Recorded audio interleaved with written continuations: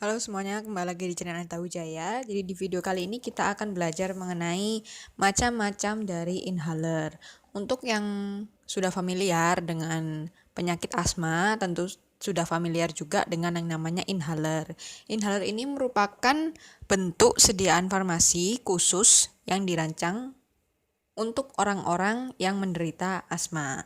Jadi inhaler ini cara pemakaiannya adalah dihirup. Nah, inhaler itu modelnya macam-macam. Kita akan bahas satu persatu. Yang pertama adalah MDI atau yang kepanjangannya adalah meter dose inhaler. Bentuknya udah ada di gambarnya. Contoh bentuk dari inhaler MDI ini. Nah, MDI ini dia kan dari namanya aja udah meter dose inhaler. Berarti dia itu merupakan inhaler yang dosisnya itu sudah termeter atau sudah terukur. Jadi untuk pasien asma kan memakai inhaler ini dengan cara dihirup. Tentu kekuatan hirupan antara satu orang dengan orang yang lain itu pasti berbeda. Sehingga menyebabkan dosis obat yang dihirup juga beda. Nah, itulah sebabnya muncul MDI ini. Karena dia sudah termeter sehingga harapannya ketika dihirup dan bareng sama ditekan tombolnya, itu dosis yang keluar adalah sama. Mau dia nekannya kenceng, mau dia nekannya biasa aja, itu dosis obat yang keluar tetap sama. Sehingga diharapkan efeknya juga akan sama.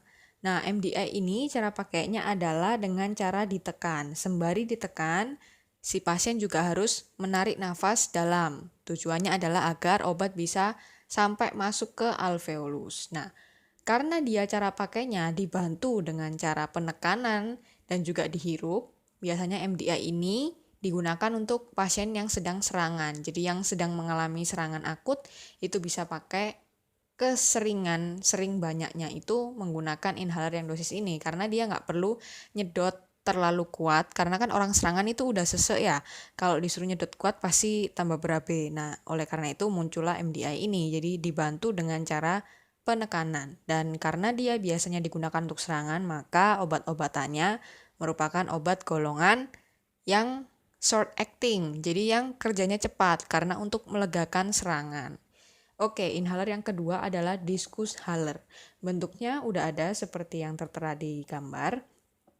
Dia bentuknya adalah seperti lingkaran. Nah, kalau digeser maka akan keluar tempat untuk menghisap inhaler tersebut. Dia bentuknya seperti lingkaran, seperti CD gitulah ya. Nah, seperti compact disc. Nah, cara pakainya kalau tadi MDI dengan bantuan penekanan, kalau diskus haler nggak ada tombol, tapi dengan cara dihisap. Nah, dihisap ini menyebabkan orang itu kan harus punya effort lebih ya kan untuk menghisap.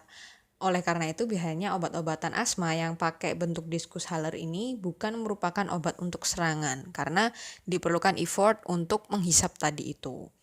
Dan karena dia bukan untuk serangan maka kebanyakan sebagian besar isi dari obat-obatan yang dibentuk dalam bentuk diskus haler ini merupakan golongan long acting biasanya.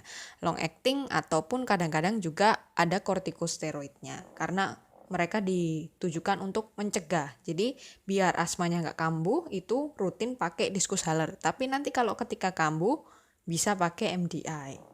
Golongan yang ketiga adalah handy haler. Tapi mungkin udah jarang ditemui bentuk handy haler ini. Tapi sekedar cuman tahu aja ya kan. Nah, handy haler ini bentuknya kayak di gambar, kemudian nanti obatnya itu bentuknya seperti kapsul. Jadi dia terpisah antara device sama obatnya. Obatnya bentuknya seperti kapsul, kalau mau digunakan harus dimasukkan dulu ke dalam handy halernya.